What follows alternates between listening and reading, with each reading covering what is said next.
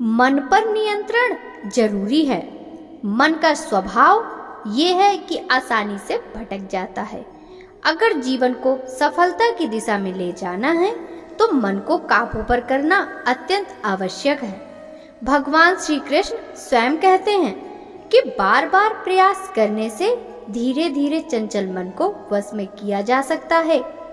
मन को वश में करने से दिमाग की शक्ति केंद्रित होती है, जिससे कार्यों में सफलता मिलने लगती है। अगर मन को वश में नहीं करोगे तो ये आपका सबसे बड़ा शत्रु बन जाएगा। हरे कृष्णा, राधे राधे। सभी भक्तों को सादर प्रणाम। भक्तों, आप नियमित प्रातः 5 बजे हमारे चैनल पर आषाढ़ मास महात्म्य की कथाएं श्रवण करते हैं। साथ ही सभी वारों से जुड़ी और अन्य देवी देवताओं से जुड़ी जानकारी भी हमारे चैनल के माध्यम आपको दी जाती है। कल के अध्याय में आपने आप स्तंभ, शुक्ल तीर्थ, श्री विष्णु तीर्थ, लक्ष्मी तीर्थ और भानु तीर्थ की महात्म्य की कथा का रसपान किया था। आज के इस अध्याय में खड़ग तीर्थ, आत्रेय तीर्थ, परुष्णी तीर्थ, नारसिंह तीर्थ, पैसाच नासन तीर्थ, निम्र भेद तीर्थ और संकहत तीर्थ की महिमा का कथा का वृतांत श्रवण करेंगे। तो भक्तों, चलिए वीडियो शुरू करते हैं।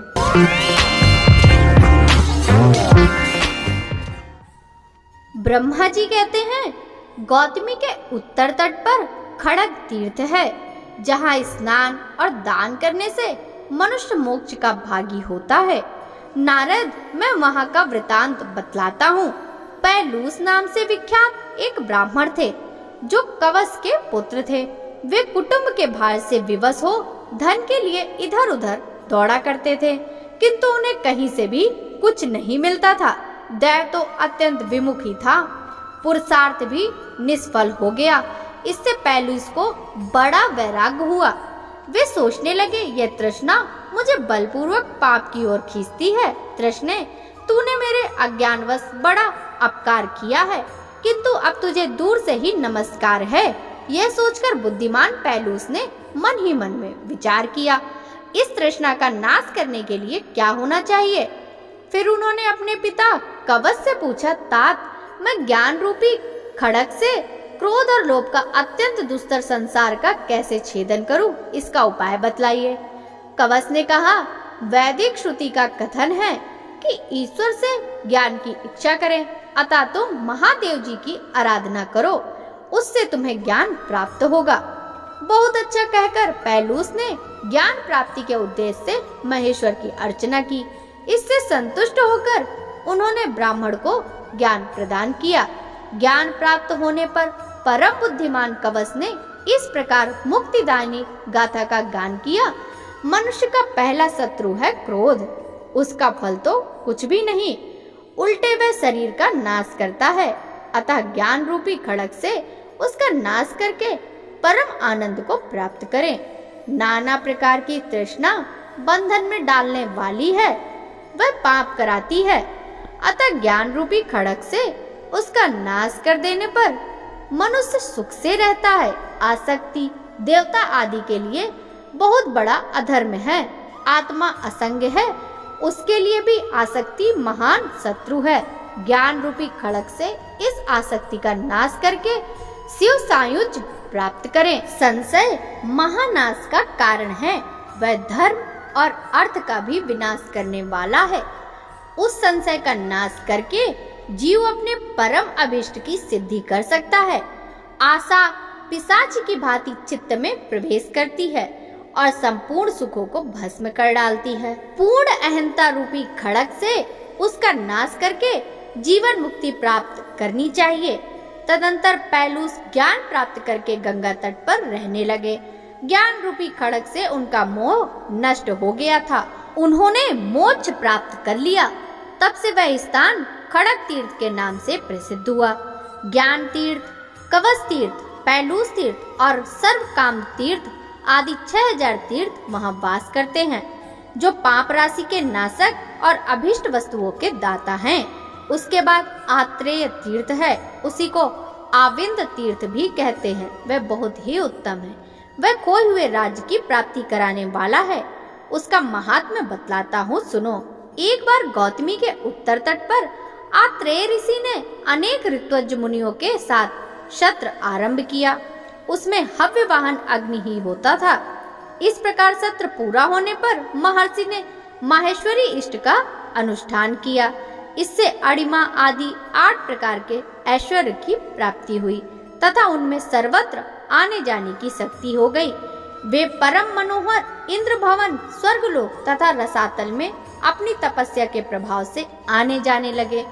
एक समय वे इंद्रलोक में गए। वहां उन्होंने देवताओं से घिरे हुए इंद्र को देखा, जो अप्सराओं का उत्तम नृत्य देख रहे थे। सिद्ध और साधगण उनकी स्तुति कर रहे थे। वह सब देख पुनः अपने आश्रम लौट आए। कहाँ पवित्र गुणों वाले रत्नों से भरी हुई अत्यंत रमणीय इंद्रपुरी और कहाँ श्रीहीन सुवर्ण रहित अपना आश्रम। यह देखकर ब्राह्मण को अपने आश्रम से वैराग्य सा हो गया। उनके मन में शीघ्र ही देवताओं का राज्य प्राप्त करने की अभिलाषा हुई। तब उन्होंने अपनी प्रिया से कहा, देवी, अब मैं उत्तम से उत्तम फल मूल भी, चाहे वे कितने ही अच्छे ढंग से क्यों ना बने हो, नहीं खा सकता। मुझे तो स्वर्गलोक के अमृत, परम पवित्र भज्य भोजन, श्रेष्ठ आसन, स्तुति, दान, सुंदर सभा, अस्त्र शस्त्र, मनोहर वस्त्र, अमरावती पुरी और नंद वंदन की याद आ रही है। यो कहकर महात्मा आत्रेय ने तपस्या के प्रभाव से विश्वकर्मा को बुलाया और इस प्रकार कहा, महात्मन, मैं इंद्र का पद चाहता हूँ। आप शीघ्र ही यहाँ इंद्रपुरी का निर्माण कीजिए। इसके विपरीत यदि आपने कोई बात मुंह से निकाली तो मैं निश्चय ही आपको भस्म कर डालूंगा। आत्रेय के यो कहने पर प्रजापति विश्वकर्मा ने तत्काल ही वहां मेरु पर्वत, देवपुरी, कल्पवृक्ष, कल्पलता, कामधेनु, वज्र आदि मणियों से विभूषित सुंदर तथा अत्यंत चित्रकारी किए हुए ग्रह बनाए।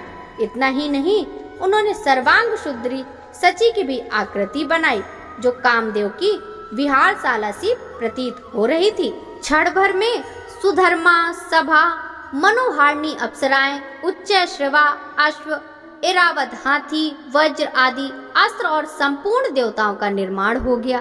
अपनी पत्नी के मना करने पे आत्रेय ने सची के समान रूप वाली उस स्त्री को अपनी भार्या बना लिया। वज्र आदि अस्त्रों को भी धारण कर लिया।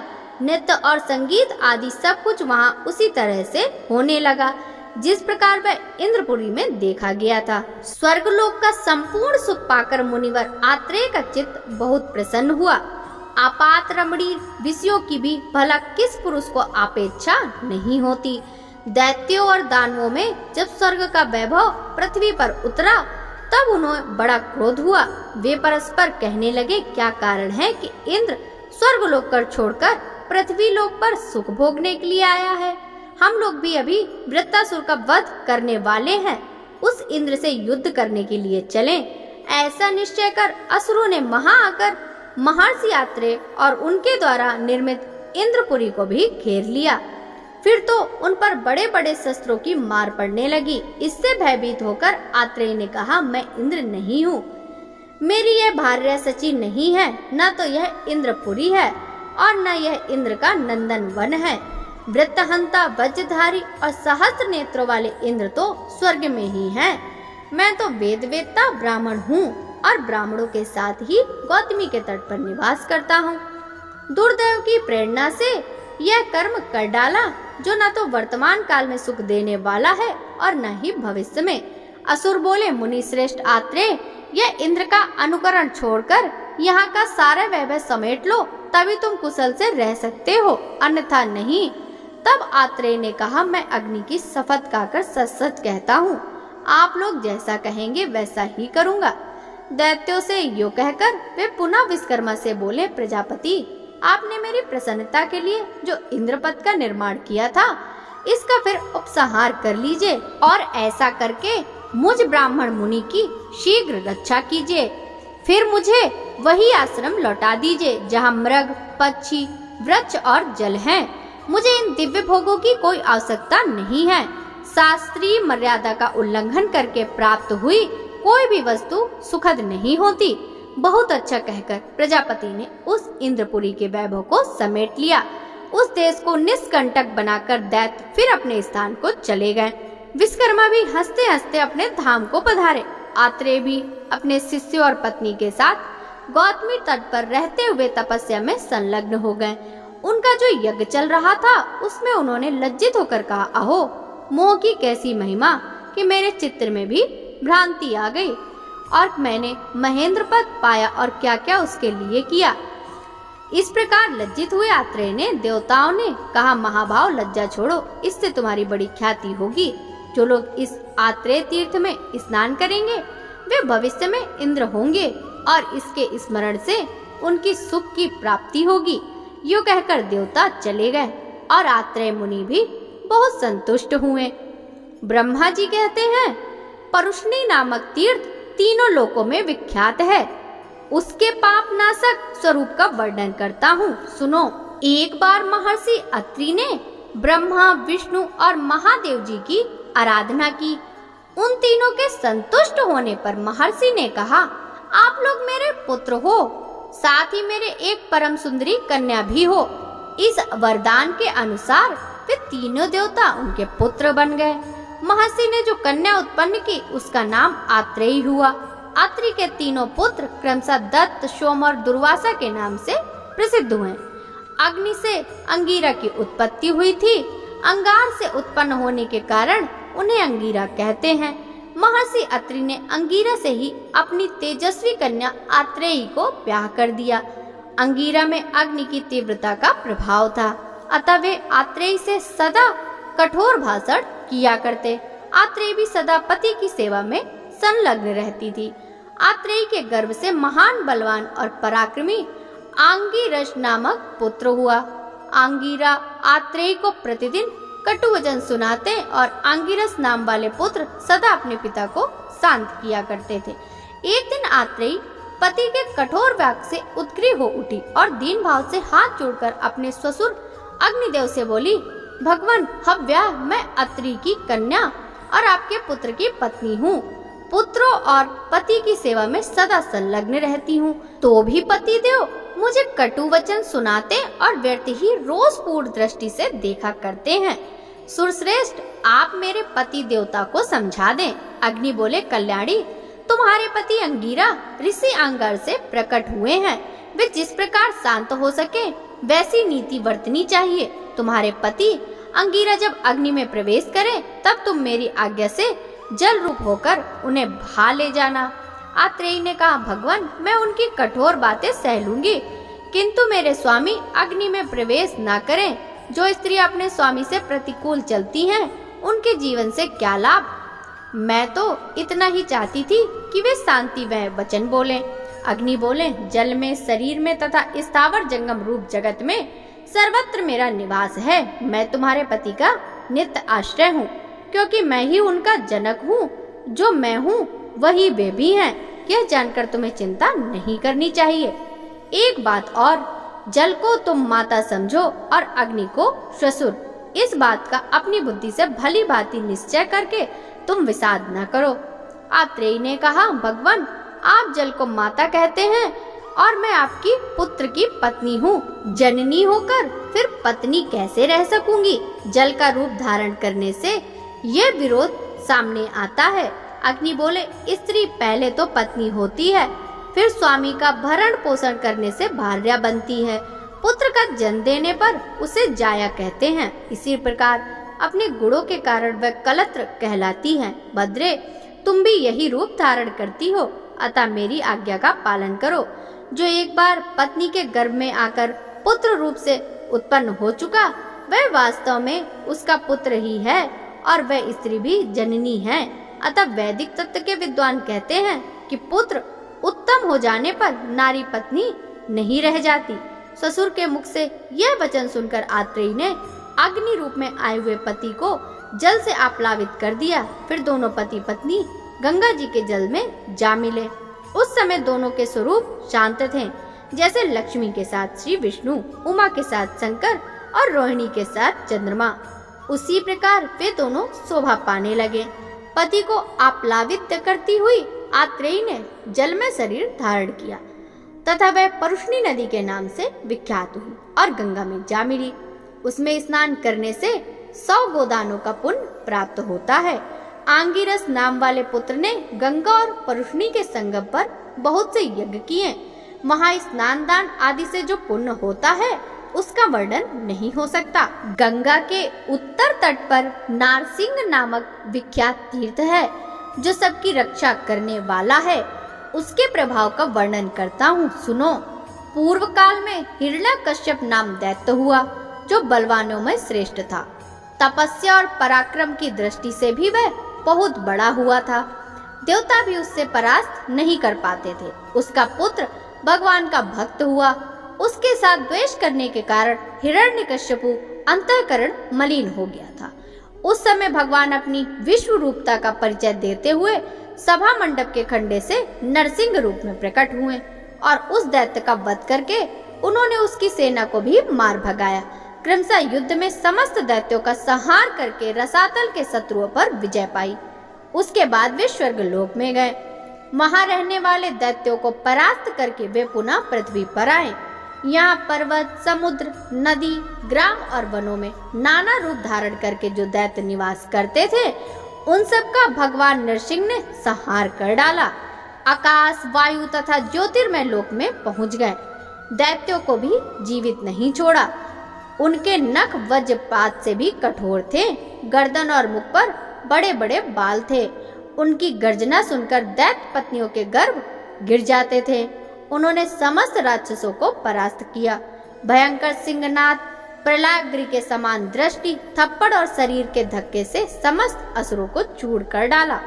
इस प्रकार अनेक दैत्यों का संहार करके नरसिंह जी गौतमी के तट पर गए जो उन्हीं के चरण कमलों से निकली हुई हैं और मन तथा नेत्रों को आनंद देने वाली थी। वह दंडकारण्य का स्वामी आम्बर नामक दैत्य रहता था जो देवताओं के लिए भी दुर्जय था। उसके पास बहुत बड़ी सेना थी। भगवान नरसिंह का उस दैत्य के साथ अत्यंत भयानक एवं रोमांचकारी युद्ध हुआ।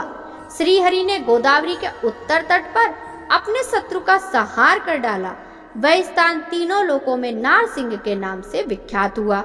वहां किया हुआ स्नान, दान आदि पूर्ण कार्य समस्त पाप रूपी ग्रहों का समन, वृद्धावस्था और मृत्यु का निवारण तथा सबकी रक्षा करने वाला है।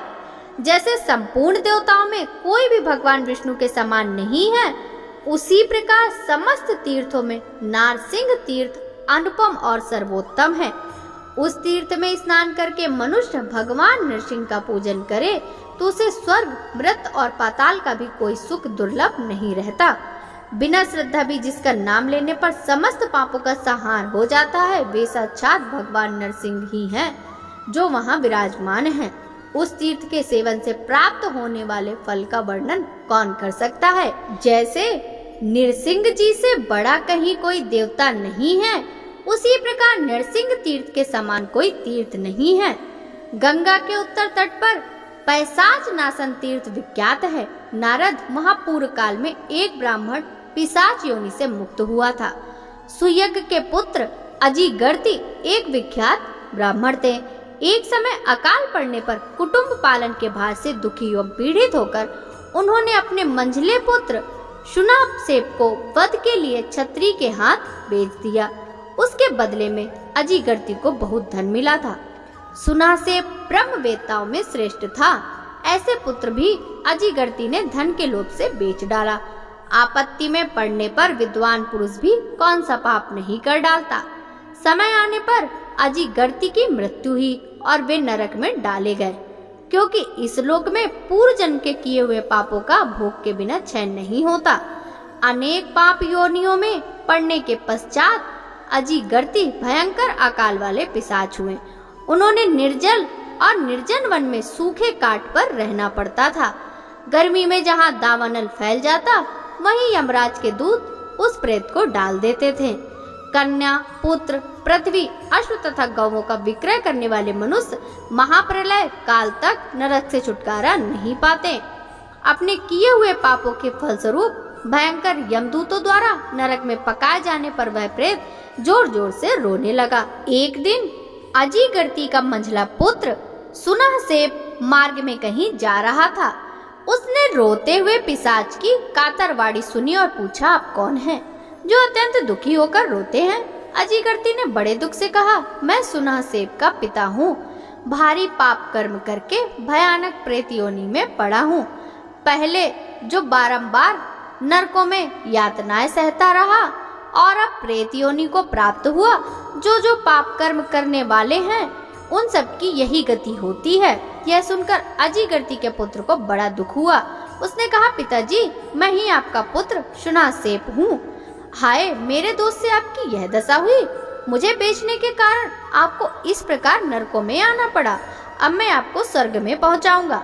ऐसी प्रतिज्ञा करके उसने गंगा जी का चिंतन किया और पिता को उत्तम लोक प्राप्त करने की चेष्टा में संलग्न हो वहां से चल दिया। उसने सोचा, जो संपूर्ण दुख रूपी अग्नि से संतप्त है और मोह के महासागर में डूब रहे हैं, उन देवधारियों के लिए गंगा जी को छोड़कर तीनों लोकों में दूसरा कोई सहारा नहीं है।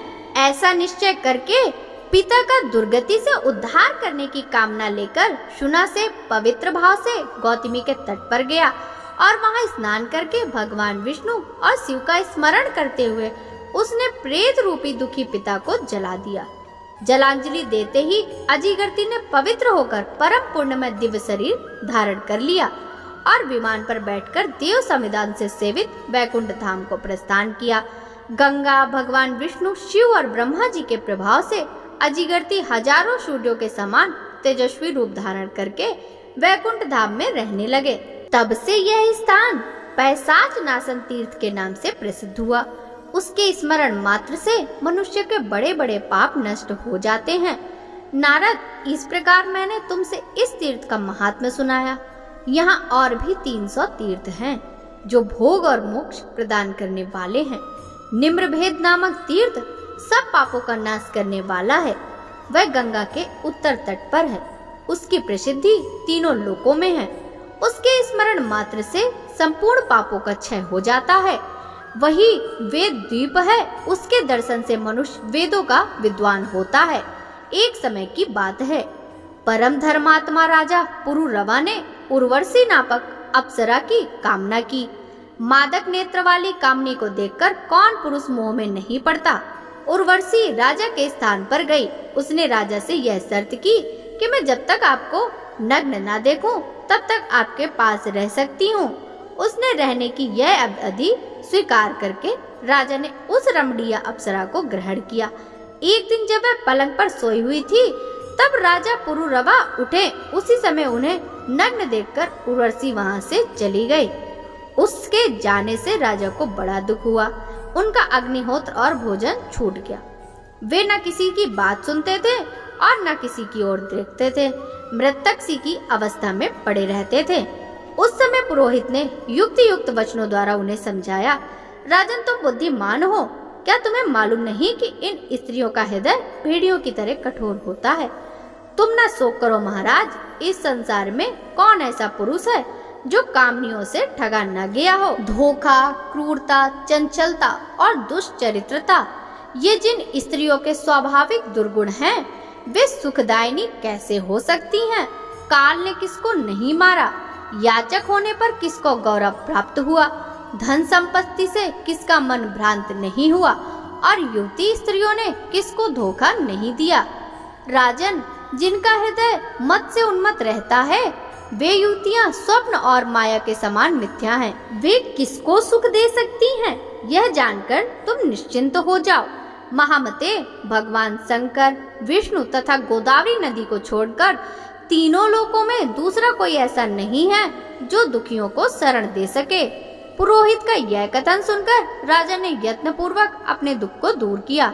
वे गोदावरी के मध्य भाग में, जहाँ रेत थी, रहकर भगवान शिव, विष्णु, ब्रह्मा, सूर्य, गंगा तथा अन्य देवताओं की आराधना करने लगे। जो विपत्ति में पड़ने पर तीर्थों और देवताओं का सेवन नहीं करता, वह काल के वश में पड़ा हुआ जीव किस दशा को प्राप्त होगा? राजा पुरुरवा एकमात्र भगवान के शरण हो उत्सुकता पूर्वक गौतमी का सेवन करने लगे। संसार की ओर से उनका मन हट गया और भगवान के भजन में उनकी बड़ी श्रद्धा हो गई।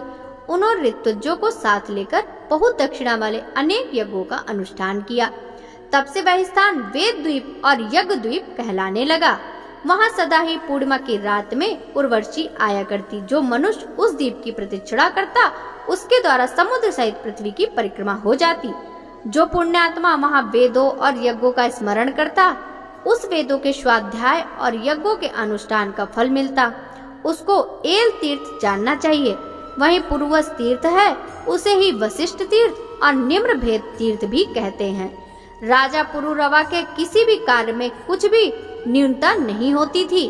एक ही कार्य उनसे निम्न श्रेणी का हुआ, यह कि वे सर्वथा उर्वशी में आसक्त हो गए थे, परंतु गौतमी गंगा और महर्षि वशिष्ठ ने इनके इस निम्रत्व का भी भेदन कर दिया। इसलिए वह तीर्थ निम्र भेद के नाम से प्रसिद्ध हुआ। वह प्रत्यक्ष और परोक्ष दोनों प्रकार के अभिष्ट की सिद्धि देने वाला है। जो निम्र भेदी तीर्थ में स्नान करके इन देवताओं का दर्शन करता उसके इस लोक और परलोक में कुछ भी निम्र नहीं होता। वह सब प्रकार से उन्नति को प्राप्त हो स्वर्ग में इंद्र की भांति सुख भोगता है। उसके आगे शंखहद नामक तीर्थ है। वहाँ शंख और गदा धारण करने वाले भगवान निवास करते हैं। उस तीर्थ में स्नान करके मनुष्य भवबंधन से मुक्त हो जाता है। वहाँ का इतिहास बतलाता हूँ जो भोग और मोक्ष देने वाला है। पूर्व काल में सतयुग के आरंभ में ब्रह्मांड के भीतर अनेक रूपधारी राक्षस उत्पन्न हुए जो सामवेद का गान करने वाले थे। वे बलोन्मत्त राक्षस हाथ में आयुध धारण किए हुए मुझे खा जाने के निमित्त आए। उस समय मैंने अपनी रक्षा के लिए जगत गुरु भगवान विष्णु को पुकारा। उन्होंने अपने चक्र से राक्षस का संहार करके पाताल को निष्कंटक हो स्वर्ग को शत्रुशून्य बना दिया। फिर उन्होंने अत्यंत हर्ष में भरकर शंख बजाया जिससे समस्त राक्षस नष्ट हो गए। श्री विष्णु के शंख के प्रभाव से जिस स्थान पर यह घटना हुई वह शंख तीर्थ कहलाया, जो मनुष्य के लिए सब प्रकार से कल्याणकारक, समस्त अभीष्ट वस्तुओं का दाता, स्मरण मात्र से मंगलदायक, आयु और आरोग्य का जनक तथा लक्ष्मी और पुत्र की वृद्धि करने वाला है। उसके महात्म के स्मरण अथवा पाठ मात्र से मनुष्य समस्त अभिलषित वस्तुओं को प्राप्त कर लेता है। ब्रह्मा जी कहते हैं किष्किंधा तीर्थ बहुत विख्यात है। वह मनुष्य की संपूर्ण कामनाओं को पूर्ण करने वाला और समस्त पापों को शांत करने वाला है। भक्तों, इसके आगे की कथा का वृतांत हम कल के अध्याय में श्रवण करेंगे। यदि आपको आषाढ़ मास महात्म्य की ये कथाएं आपको अच्छी लगती हो तो आप वीडियो को लाइक जरूर कीजिएगा। साथ ही वीडियो को ज्यादा से ज्यादा भक्तों के साथ शेयर कीजिएगा जिससे भक्तों की भक्ति निरंतर बढ़ती रहे। आपसे मिलते हैं अगले अध्याय की कथा के साथ। तब तक सभी भक्तों को हरे कृष्णा, राधे राधे, हरि बोल।